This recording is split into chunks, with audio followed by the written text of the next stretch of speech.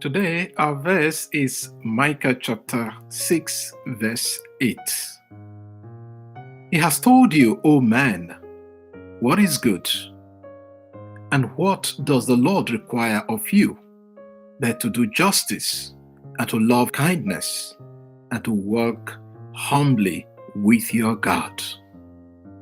In Micah chapter 6, verse 1 to 5, God raises questions against the people of Israel. O my people, what have I done to you? How have I wearied you? Answer me. For I brought you up from the land of Egypt and redeemed you from the house of slavery, and I sent before you Moses, Aaron, and Miriam. Despite all that God has done for his people, they kept forsaking him. Israel then presents a response in the form of questions in verses 6 and 7. With what shall I come before the Lord and bow myself before God on high? Shall I come before him with burnt offerings, with calves a year old? Will the Lord be pleased with thousands of rams, with 10,000s of rivers of oil? Shall I give my firstborn for my transgression, the fruit of my body for the sin of my soul?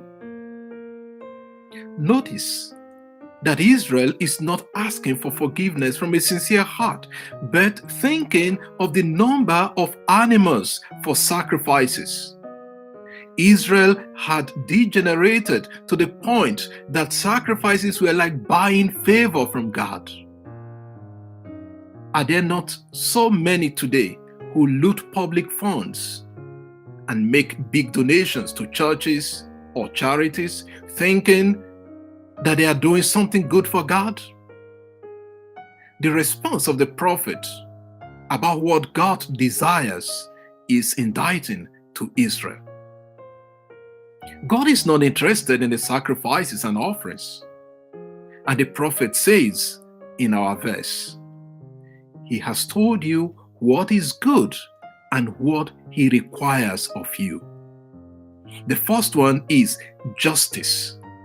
In the literal sense, mishpat is judgment or to act legally, to practice justice towards everyone. Rather than come with thousands of rams for sacrifices, instead of bringing so much for Thanksgiving, why not think about making sure that the world's resources are evenly distributed so that the poor will have a fair share? The second one is kindness. Justice is related to loving kindness, chesed, which is an attribute of God. The kindness of the individual is understood as his obligation to the community. That was what it meant, the chesed towards others, the faithfulness and loyalty to relations and the community.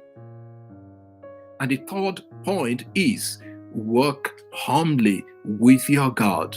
Sana means to act modestly. Therefore, to work modestly with your God. This means to live courteously and carefully before and with God. What God is requesting of His people is that for them to make worthy sacrifices, they must ensure that they do the right thing and take care of the needs of those around them. St. John will echo these words in his first letter. We cannot love God, whom we do not see, if we do not love our brothers and sisters around us. Why make big donations to the church or charities? Give enormous amounts for tithes when those around you are suffering. Lord, help us to be just to everyone, to show them kindness, and to live modestly, so that our sacrifices will be pleasing to you. Amen. And I invite you to share your thoughts and your comments on this verse, and add your own verse for the day. God bless you, and have a wonderful day.